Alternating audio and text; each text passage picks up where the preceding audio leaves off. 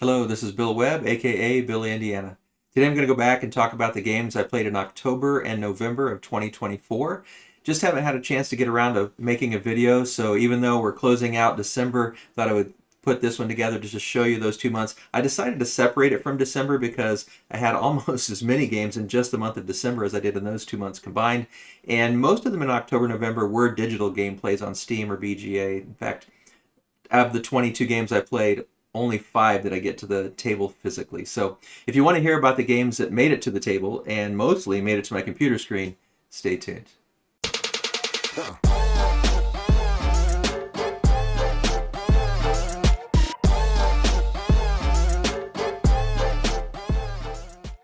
So these are the games that I played in October, November. 57 gameplays, which isn't bad, but 17 of the games out of the 22 were all just BGA plays. Only 5 actually were physical gameplays during those 2 months just because of the schedule, but I enjoyed my times playing them. I'm just going to quickly kind of go back through each one real quickly in reverse order. So Takedo played just once, and it's a game that I played once with the physical game years ago, and have never read the rules myself, and so this time it was on BGA asynchronous, just kind of going through the motions and kind of trying to figure out things as I went. So it was fine. I would like to read the rules again before I play it next time so I really understand what I'm doing. It's not hard to understand how to play the game, but I don't really know how to get the points and do well at it. So it was fine. Ticket to Ride I've played dozens of times, both the physical and the Steam version and the BGA version. This time I think I just played one round on BGA with some friends, and it's always fun. It's a quick game when you play it online. Tapestry, I think I played that with Ian from Where There's a Wills, There's a Play, the YouTube channel, and I think maybe Jeff from Foster the Meeple was the other one in that game. There may have been a fourth player. It's been a little while since we did that, but I enjoy Tapestry quite a bit and own the physical game. I've played that a lot, but it was fun to play it on BGA together. Goes much quicker, and you can kind of stretch it out over days when you play it asynchronously. Played River Valley Glassworks. I think I might have played that with Ian again, and then maybe Game Dave. I know that we had a couple games going at different times. I really like River Valley Glassworks. Never have played the physical game, but it's fun on BGA. It's a really simple game, and I wouldn't mind playing the physical game sometime, but only on BGA so far, but a number of times. And then got another play of Reavers of Midgard, the card game. That is one that I played physically, and just trying to get another game play here in October, November, even though it was really busy, so I could hopefully pull together a video. Got some more plays in December finally again, and so hopefully in the next couple days I can put together my review video for that. Thank you to Gray Fox Games for sending me that review copy. Played It Happens, which is a Stefan Feld kids game, which I didn't even know existed until pretty recently, and was able to trade for it on BoardGamegeek, and played it with the grandkids, and we had a lot of fun. You're just trying to pick up little objects as an anteater, and it's a dice game. You're playing your dice in these rows and columns, so a fun little game. Played Flip 7 just once. Played it a lot in December, but just once in October, November, and it's fun. I'll talk more about it in December when can explain maybe a little bit more and dig into them more, but Flip 7 was a fun first experience here in October, November. Played Expressions, which is a cooperative sort of deductive game, and played that on BGA with some friends from my gaming group back in California. And it's always an interesting one to play on BGA. I wonder what it would be like to play in person. I never have actually played that one in person, but I think this time we actually did succeed, if I remember correctly. The first couple times we tried, we didn't, but I think we might have won this time. Played Everdell on Steam, and I just found it on sale a while ago. Hadn't gotten around to playing it, but finally did. I have the big collection behind me on the shelf, but haven't pulled that off the shelf in a while, so got to play it on Steam. Just a quick game one Saturday when I had a few minutes to kill. Diced Veggies, played that with the grandkids, and that one's a fun one. Did actually play the physical game. It's a nice one where you got all these dice and you're collecting them and trying to fulfill menus to fulfill these recipes. And that was a lot of fun with the kids. Played Captain Flip on BGA. I think Ian from Where There's a Wills, There's a Play introduced me to that one. I don't remember if it was just the two of us or if there was others that might have played with us in that game. But that's a fun little cute one. I haven't played the physical game of that, but enjoyed the BGA game. You're just trying to put your tiles down in these columns, and they all have different scoring values. So that's a fun one. Seven Wonders Architects. I'd like to get the physical game back to the table again, but just played a couple times on BGA. It's a really simple version of Seven Wonders where as soon as you collect cards that score, you play them right away. Played Super Mega Lucky Box on BGA as well. Pretty simple flip and right kind of game. It's sort of feels like bingo-ish sort of a game, and enjoyed that. You're trying to combo things together to score. Played that a few times. Lost Cities played online again, and I don't remember if it was just random that I played with. I can't remember who I played with, but Lost Cities is a fun two-player game. Classic Reiner Knizia. You're playing cards into the middle or drawing cards from the middle or from the stack of cards, and you're trying to kind of time out how to play the sequences of cards from low to high, and you have to pay 20 to put into a color, and then so you have to score at least 20 to break even, and there's ways you can double and triple your points, and a fun little game of trying to kind of push your luck in some ways and sort of hate draft at other times and hide cards. It's an interesting, clever thinking game, Lost Cities. Codenames played on the new app. There was a sale where it was like $1.99 or something, so I picked it up on the app and played a few times just myself to try it out. And I've never been a huge Codenames fan, but it's fun. It's a deductive game and enjoyed playing that online.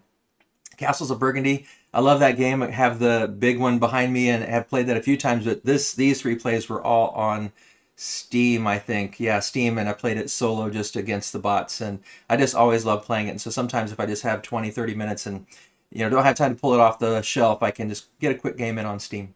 Cartographer's Heroes Collector's Edition. Played that a few times solo, and I played once with Ian, and maybe somebody else. I can't remember if it was just the two of us on that one, but enjoyed Cartog. Oh yeah, I think we might have played with Dads and Dice. I think that's the name of another channel on YouTube.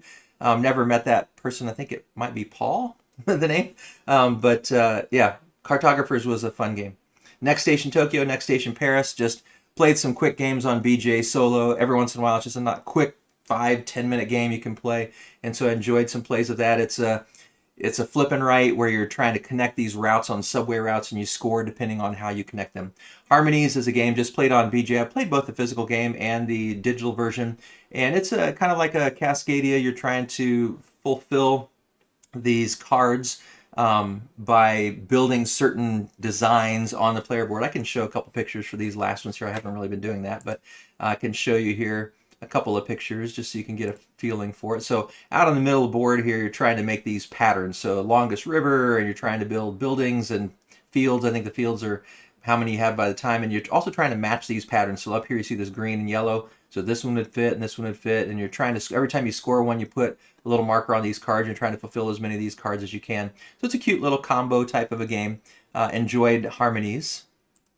But just played that one on BGA. Small World I had never played before the physical game, but I have had it on Steam for ages and have never played it. But I just kind of got into playing it against the Automa, or the online solo version. And basically, I actually do think we played it once or twice with my California group too on BGA. So I played it on Steam a couple times, and then also played it a few times with my California gaming group, but just through BGA. So you're choosing your different factions, whether you're the dwarves or the giants or whatever, and you can then decline those factions and take new ones, and you're trying to control the board. There's area majority, and yeah, it's an interesting game. I don't know that I would ever want to own it, but it was fun to play a few times and kind of figure out the way the different factions work.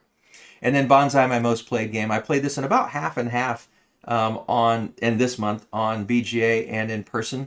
You can see I played a lot on BGA prior, and also some more in December. So, but also played some more physically in December too. So, but Bonsai is a really pretty game where you have this pot, you're growing out your bonsai tree, and you're trying to fulfill some patterns. And there's different ways that the patterns fulfill. Let me go back and see if I can find a better picture instead of just scrolling through them. Different ways that you can fulfill the patterns in the game. Here's maybe a little bit better picture to show you. So you're drawing these cards here, and you're trying to fulfill these patterns more quickly than the other players. These cards, depending on which ones you have, score. So like this one here, you're going to get 2 extra points for every fruit. But the green ones score, the pink ones score, the fruit scores, and depending on which of these scoring cards you get up here, you might also score for the wood. And it's just a really beautiful game. I've loved playing it on BGA, but I own it and have played it. Like I said, it's probably about half and half on BGA versus the physical version. Played a few times with my wife, played with my daughter, played solo. And so those are the games that I played in October through November in 2024. And I would say, my favorite game that I was getting back to the table was probably Castles of Burgundy. It's just one of my top favorite games of all time. Really have been enjoying Bonsai though. It's a very different game than Castles of Burgundy, much quicker, much simpler, but also it's one of those comfort games to me. So really enjoyed that. In terms of new games, did I play anything new? It Happens was new to me. Flip 7 was new to me. Captain Flip was new to me. And I think that may have, oh, and Small World. Yeah, I think those may have been the only ones that were new to me, that I had never played any version of before. And of those new ones, I would say Flip 7 was probably my favorite, although It Happens was a lot of fun playing with the kids. And my granddaughter's got an understanding about how to play those dice. Probably most people have never heard of this game or seen it, so let me show you a couple pictures real quick.